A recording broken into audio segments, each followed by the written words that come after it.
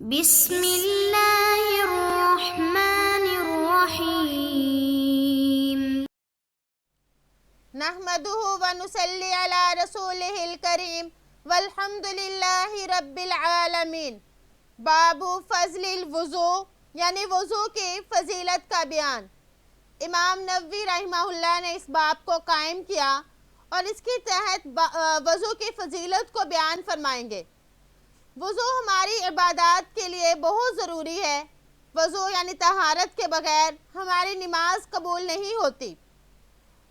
تو اس کی فضیلت میں بہت سی احادیث بھی وارد ہوئی۔ اسی طرح اللہ پاک نے کلام اللہ میں بھی اس کا ذکر فرمایا، جیسے کہ قرآن پاک میں ارشاد ہے، قال اللہ تعالی یا ایھا الذین آمنوا اذا قمتم الی الصلاۃ فاغسلوا وجوہکم الى قوله تعالی ما يريد الله ليجعل عليكم من حرج ولكن يريد ليطهركم وليتم نعمته عليكم لعلكم تشكرون۔ جیسا کہ اللہ جل شانہ کا ارشاد ہے، اے ایمان والو، جب تم نماز کے لیے کھڑے ہو تو اپنے چہروں کو دھو۔ اللہ تعالیٰ کے اس قول سے لے کر اللہ تعالیٰ کے اس قول تک کہ اللہ تعالیٰ تم پر تنگی کا ارادہ نہیں کرتا، بلکہ یہ چاہتا ہے کہ تمہیں بھی پاک کرے اور اپنی نعمت کو تم پر پوری کرے تاکہ تم شکر ادا کرو۔ دیکھیں، اس سے بھی معلوم ہوا کہ جب نماز کے لیے کھڑے ہو تو اس سے پہلے اللہ پاک وضو کا فرما رہے ہیں کہ فَاغْسِلُوا وُجُوهَكُمْ وَأَيْدِيَكُمْ، آگے پوری آیات ہیں جس میں وضو کا ذکر ہے۔ تو اس سے وضو کی اہمیت معلوم ہوئی کہ نماز بغیر وضو کے نہیں ہوگی۔ اللہ تعالیٰ حکم فرما رہے ہیں کہ نماز سے پہلے وضو فرماؤ۔ عن ابی ہریرہ رضی اللہ عنہ قال سمعت رسول اللہ صلی اللہ علیہ وسلم یقول ان امتی یدعون یوم القیامت غرا محجلین من آثار الوضوء فمن استطاع منکم ان یطیل غرته فلیفعل، متفق علیہ۔ حضرت ابو ہریرہ رضی اللہ عنہ سے روایت ہے کہ میں نے آپ صلی اللہ علیہ وآلہ وسلم کو فرماتے ہوئے سنا کہ میری امت کے لوگوں کو قیامت والے دن اس حال میں پکارا جائے گا کہ ان کے اعضائے وضو کے نشانات سے ان کے چہرے اور ہاتھ پاؤں چمک رہے ہوں گے، لہٰذا جو روشنی بڑھانے کی طاقت رکھے تو ضرور ایسا کرے۔ اس حدیث مبارک میں آپ صلی اللہ علیہ وآلہ وسلم نے وضو کرنے کی فضیلت کو بیان فرمایا۔ غرن، یہ اغرہ کی جمع ہے اور ذو غرہ کے معنی ہے چمک والا ہونا۔ تو اس سے وضو کرنے والے چہرے پر قیامت کے دن جو نور ہوگا، اس سے وہ نور اور چمک مراد ہے۔ محجلین، اس کا معنی بھی سفیدی اور چمک کے آتا ہے۔ عموماً محجلین یہ گھوڑے کے چاروں پاؤں یا 3 پاؤں میں جو سفیدی ہوتی ہے اس کے لیے بولا جاتا ہے۔ یہاں پر قیامت کے دن جو اعضائے وضو چمکیں گے، یہاں پر اس سے وہ مراد ہے۔ مطلب یہ کہ جس طرح وہ گھوڑا جس کے چہرے اور ٹانگوں پر سفیدی ہوتی ہے وہ دوسرے گھوڑوں میں ممتاز اور جدا ہوتا ہے، تو اسی طرح قیامت کے دن امت محمدیہ صلی اللہ علیہ وآلہ وسلم کہ اہل ایمان کی پیشانیاں اور ہاتھ پاؤں روشن اور چمکدار ہوں گے، تو اس کی وجہ سے یہ دوسری امتوں سے ممتاز ہوں گے۔ تو اس حدیث میں ترغیب ہے کہ اعضائے وضو کو خوب مبالغہ کے ساتھ دھویا جائے اور زیادہ سے زیادہ وضو کی حالت میں رہا جائے۔ وعنہ قال سمعت خلیلی صلی اللہ علیہ وسلم یقول تبلغ الحلیۃ من المؤمن حیث یبلغ الوضوء، رواہ مسلم۔ انہی سے یعنی حضرت ابو ہریرہ رضی اللہ عنہ سے روایت ہے کہ میں نے اپنے خلیل صلی اللہ علیہ وآلہ وسلم کو فرماتے ہوئے سنا کہ مومن کے زیور وہاں تک پہنچے گا جہاں تک وضو کا پانی پہنچے گا۔ تو اس حدیث کا مطلب محدثین یہ بیان فرماتے ہیں کہ وضو کا پانی جن جن اعضاء پر پہنچتا ہے، جنت میں ان سب اعضاء کی جنتی زیورات سے زیب و زینت کی جائے گی۔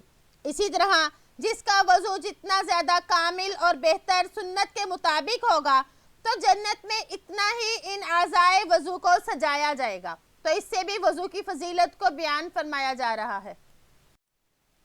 وعن عثمان بن عفان رضی اللہ عنہ قال قال رسول اللہ صلی اللہ علیہ وسلم من توضأ فأحسن الوضوء خرجت خطاياه حتى تخرج من تحت اظفاره، رواہ مسلم۔ حضرت عثمان بن عفان رضی اللہ عنہ سے روایت ہے کہ آپ صلی اللہ علیہ وسلم نے ارشاد فرمایا، جس شخص نے وضو کیا اور اچھے طریقے سے وضو کیا تو اس کے جسم سے گناہ نکل جاتے ہیں، حتیٰ کہ اس کے ناخنوں کے نیچے سے بھی۔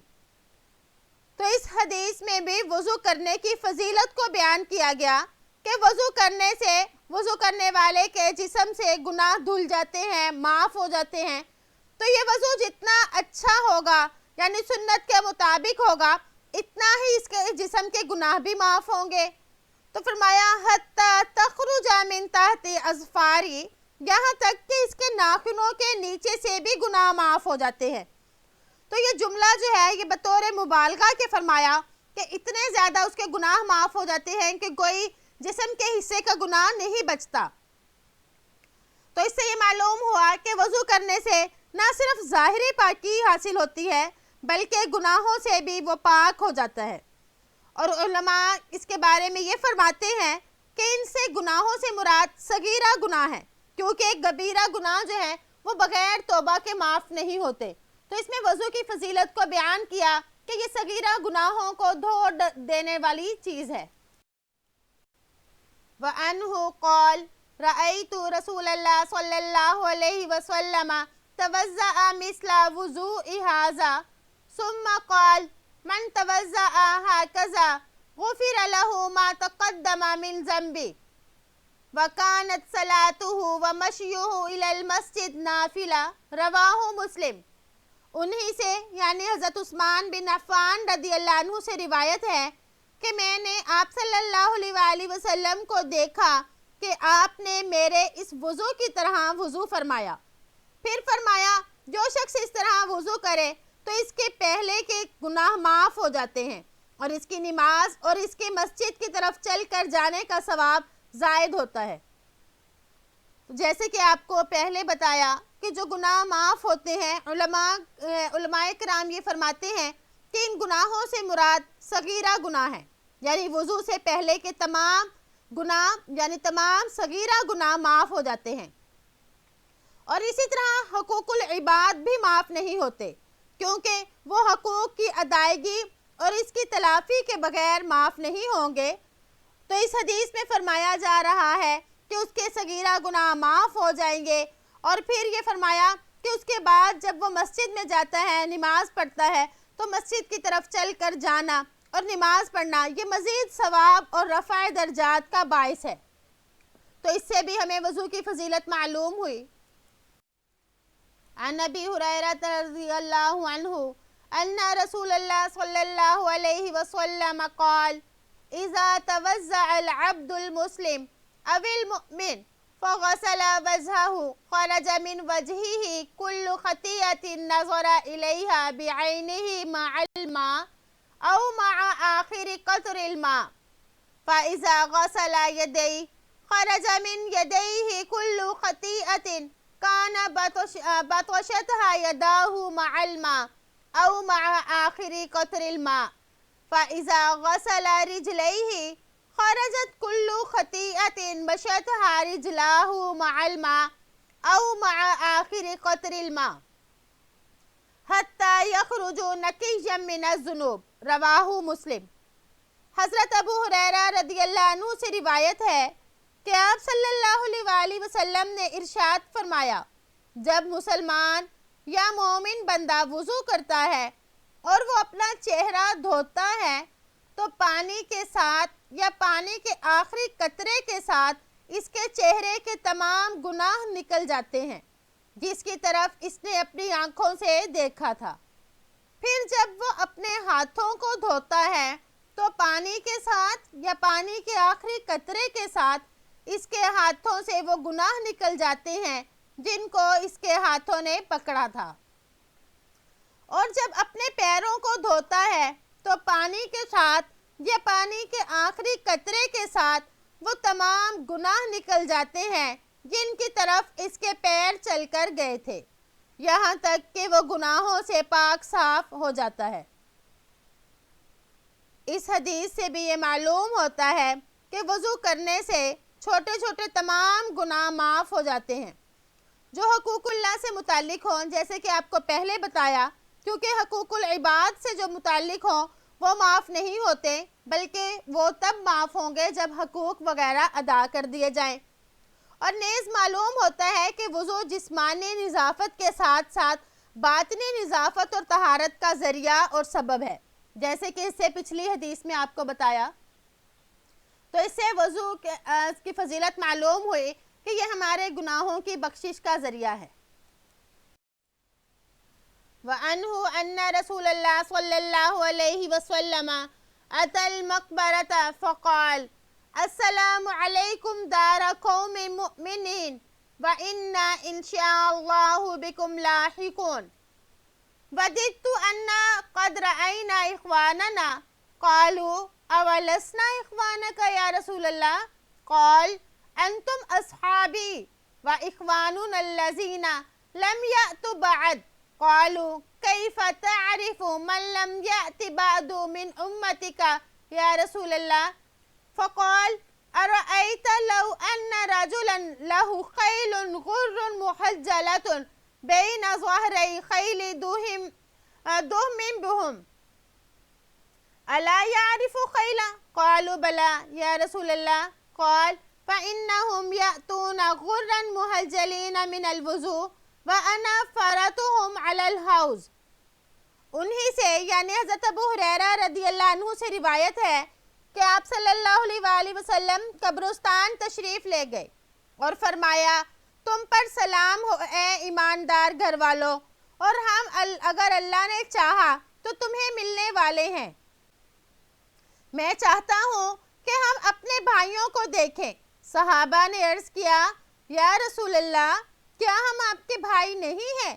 آپ صلی اللہ علیہ وآلہ وسلم نے ارشاد فرمایا تم میرے ساتھی ہو اور ہمارے بھائی وہ ہیں جو ابھی تک نہیں آئے۔ صحابہ نے عرض کیا اللہ کے رسول آپ کی امت کے وہ لوگ جو ابھی تک نہیں آئے آپ انہیں کیسے پہچانیں گے؟ آپ صلی اللہ علیہ وآلہ وسلم نے فرمایا یہ بتلاؤ کہ اگر ایک آدمی کے ایسے گھوڑے ہوں جن کی پیشانی اور ٹانگیں سفید ہوں، خالص سیاہ رنگ کے گھوڑوں کے درمیان ہوں، تو کیا وہ اپنے گھوڑے کو نہیں پہچانے گا؟ تو صحابہ نے عرض کیا کیوں نہیں یا رسول اللہ؟ آپ صلی اللہ علیہ وآلہ وسلم نے فرمایا پس میری امت اسی حال میں آئے گی کہ وہ وضو کی وجہ سے ان کی پیشانیاں اور ہاتھ پاؤں روشن ہوں گے اور میں حوض کوثر پر ان سے پہلے پہنچا ہوا ہوں گا۔ تو اس میں بھی وضو کی فضیلت بیان ہوئی کہ وضو کی وجہ سے وضو والے اعضاء چمک رہے ہوں گے اور یہ ہمیں دوسری امتوں سے ممتاز کریں گے، اور آپ صلی اللہ علیہ وآلہ وسلم اس طرح سے اپنی امت کو پہچان جائیں گے۔ تو دیکھیں وضو کس قدر فضیلت والا ہوا۔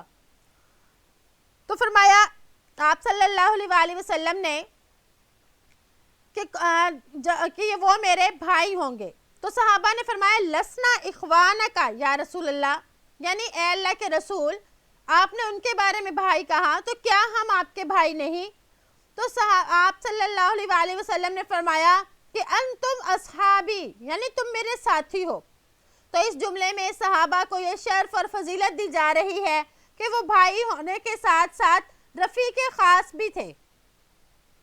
تو آپ صلی اللہ علیہ وآلہ وسلم نے دوسرے مسلمانوں کو بھائی بتایا، جیسے کہ قرآن پاک میں بھی تمام مومنین کے بارے میں فرمایا انما المؤمنون اخوۃ، کہ مومنین ایک دوسرے کے بھائی بھائی ہیں۔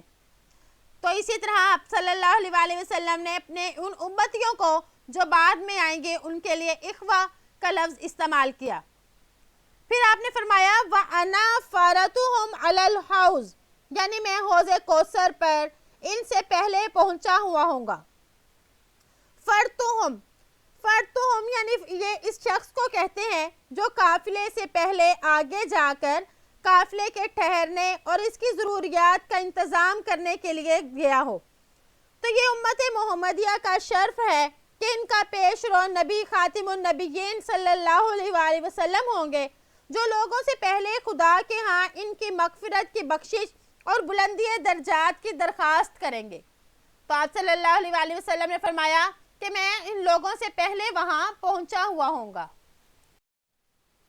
وَعَنْهُ أَنَّ رَسُولَ اللَّهِ صَلَّى اللَّهُ عَلَيْهِ وَسَلَّمَ قَالَ أَلَا أَدُلُّكُمْ عَلَى مَا يَمْحُو اللَّهُ بِهِ الْخَطَايَا وَيَرْفَعُ بِهِ الدَّرَجَاتِ قَالُوا بَلَى يَا رَسُولَ اللَّهِ قَالَ إِسْبَاغُ الْوُضُوءِ عَلَى الْمَكَارِهِ وَكَثْرَةُ الْخُطَىٰ إِلَى الْمَسَاجِدِ وَانْتِظَارُ الصَّلَاةِ بَعْدَ الصَّلَاةِ فَذَلِكُمُ الرِّبَاطُ رواہ مسلم. انہی سے یعنی حضرت ابو ہریرہ رضی اللہ عنہ سے روایت ہے کہ آپ صلی اللہ علیہ وآلہ وسلم نے ارشاد فرمایا، کیا میں تمہیں ایسا عمل نہ بتلاؤں جس کے ذریعے سے اللہ تعالی گناہوں کو مٹا دیتا ہے اور درجات بلند فرماتا ہے؟ صحابہ نے عرض کیا، کیوں نہیں اے اللہ کے رسول.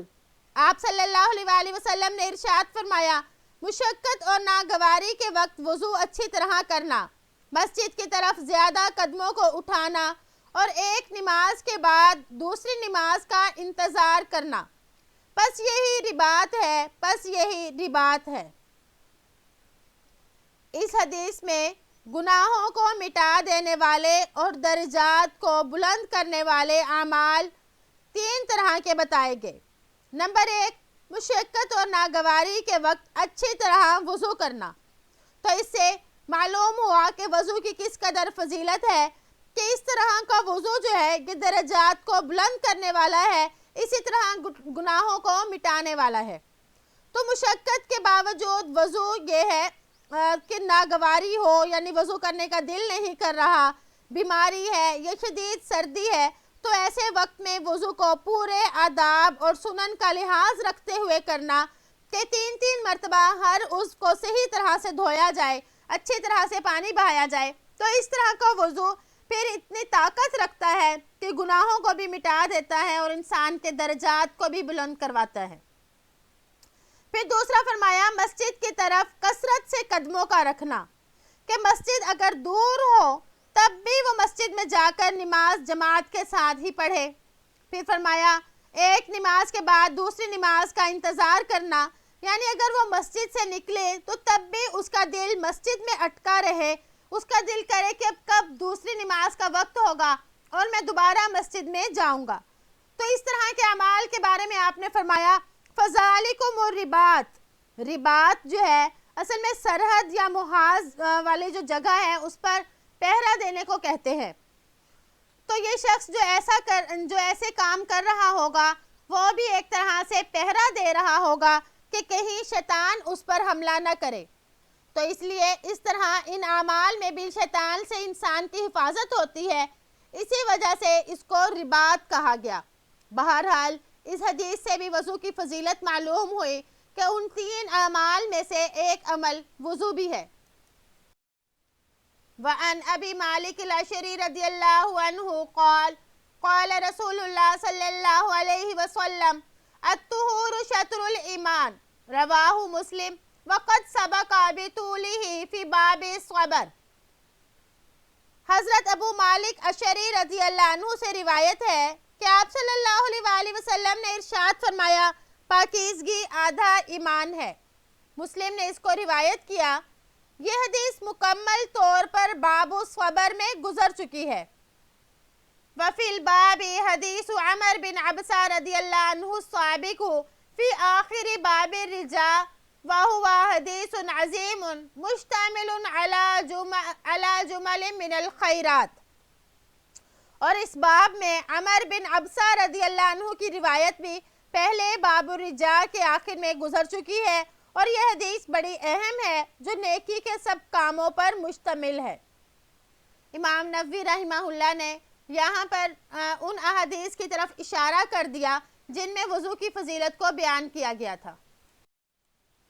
وعن عمر بن الخطاب رضی اللہ عنہ عن النبی صلی اللہ علیہ وسلم قال ما منکم من احد یتوضأ فیبلغ او فیسبغ الوضوء ثم قال اشہد ان لا الہ الا اللہ وحدہ لا شریک لہ واشہد ان محمدا عبدہ ورسولہ الا فتحت لہ ابواب الجنہ الثمانیۃ يدخل من أجلها شاء. وزاد الترمذي اللهم اجعلني من التوابين واجعلني من المتطهرين. حضرت عمر بن خطاب رضی اللہ عنہ سے روایت ہے کہ نبی کریم صلی اللہ علیہ وآلہ وسلم نے ارشاد فرمایا تم میں سے جو شخص وضو کرے اور کامل وضو کرے پھر کہے اشہد ان لا الہ الا اللہ، یعنی میں گواہی دیتا ہوں کہ اللہ کے سوا کوئی معبود نہیں اور میں گواہی دیتا ہوں کہ محمد صلی اللہ علیہ وآلہ وسلم اس کے بندے اور رسول ہیں، تو اس کے لیے جنت کے 8 دروازے مکمل کھول دیے جاتے ہیں، وہ جس سے چاہے اندر داخل ہو جائے۔ اور ترمذی نے یہ زیادہ کیا کہ اے اللہ بنا دے مجھے توبہ کرنے والوں میں سے اور بنا دے مجھے پاکیزہ لوگوں میں سے، یعنی ترمذی نے یہ دعا بھی ساتھ شامل فرمائی ہے۔ اس حدیث میں فرمایا فیسبغ، یعنی اچھی طرح وضو کرے، یعنی کامل وضو کرے۔ راوی کو شک ہے کہ نبی کریم صلی اللہ علیہ وآلہ وسلم نے ان دونوں الفاظ میں سے کون سا لفظ استعمال فرمایا تھا، اور اگر ان دونوں کو ہی جمع کر دیا تو مفہوم ایک ہی ہے، یعنی اچھی طرح مکمل وضو کرنا۔ تو وضو کرنے والا وضو کرنے کے بعد کلمہ شہادت پڑھے تو اس پر یہ فضیلت بتائی گئی کہ اس کے پڑھنے کی برکت سے جنت کے 8 دروازے کھول دیے جاتے ہیں۔ یہ اس کی شان و شوکت کو ظاہر کرنے کے لیے ہے، ورنہ جنت میں اگر ایک دروازہ داخل تو اس نے ایک ہی دروازے سے ہونا ہے، لیکن اس کی شان کے اظہار کے لیے اس کے لیے سارے دروازے کھول دیے جائیں گے۔ اللہم اجعلنی من التوابین، یعنی اے اللہ تو مجھے خوب توبہ کرنے والوں میں سے بنا۔ تو مطلب یہ کہ جیسے کہ بتقاضائے بشریت کوئی گناہ سرزد ہو جائے تو ہم فوراً اس کو توبہ کر کے اللہ سے معاف نہ کروا لیں، ہم کو چین نہ آئے گا۔ تو گناہ ہونے کے بعد دل میں توبہ کرنے کا داعیہ پیدا ہوتا ہے، ایسے لوگوں سے اللہ جل شانہ خوش ہوتے ہیں، جیسے کہ قرآن مجید میں بھی ارشاد خداوندی ہے کہ ان اللہ یحب التوابین، کہ اللہ جل شانہ توبہ کرنے والوں کو دوست رکھتا ہے۔ تو اس لیے فرمایا کہ اے اللہ تو مجھے توبہ کرنے والوں میں سے بنا، یعنی میں سے اگر کوئی گناہ سرزد ہو جائے تو میں اس گناہ سے فوراً توبہ کر لوں۔ تو اللہ تعالیٰ سے دعا ہے کہ اللہ تعالیٰ ہمیں کامل وضو کرنے والا بنائے، وضو کی ہمارے دل میں اہمیت ہو تو ہم اس کو کرنے میں ہمیں دشواری بھی محسوس نہیں ہوگی، اور کوشش کریں کہ باوضو رہیں، اس سے اللہ تعالیٰ کی بہت رحمت نازل ہوتی ہے۔ امید ہے کہ آپ کو آج کا سبق سمجھ آ گیا ہوگا۔ اگر ہمارے ذہن میں یہ فضیلتیں ہوں گی تو ہمیں وضو کرنا بالکل مشکل نہیں لگے گا۔ السلام علیکم ورحمۃ اللہ وبرکاتہ۔